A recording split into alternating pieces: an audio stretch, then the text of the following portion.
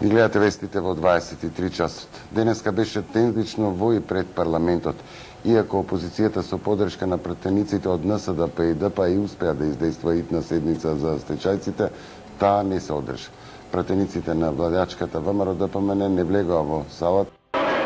Парламентот и денеска работеше под висок притисок поради стечајците, иако помина предлогот на опозицијата со поддршка на НСДП и ДПА да има итна седница за стечајците, сепак ВМРО-ДПМН одигра заседанието да не се одржи.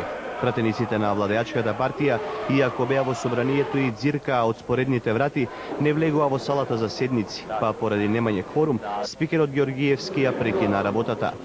Бидејќи не се создаде кворум, ние за половина час ќе чекаме.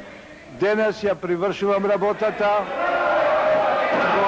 Дневен ред. Благодарам. Пратеничката група на ВМРО-ДПМН овај срам и арам не ќе може да го испере во наредните 50 години и да објасни како е можно политичка партија на власт да бега од парламентот.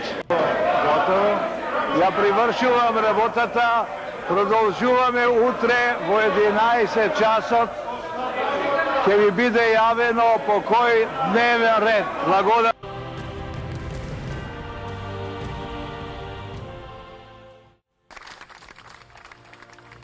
Сите ние го посакувавме ова, но секако на еден ваков тежок и комплициран случај како што е транзицијата, не беше така лесно да се дојде до договор, да се усогласат сите детали.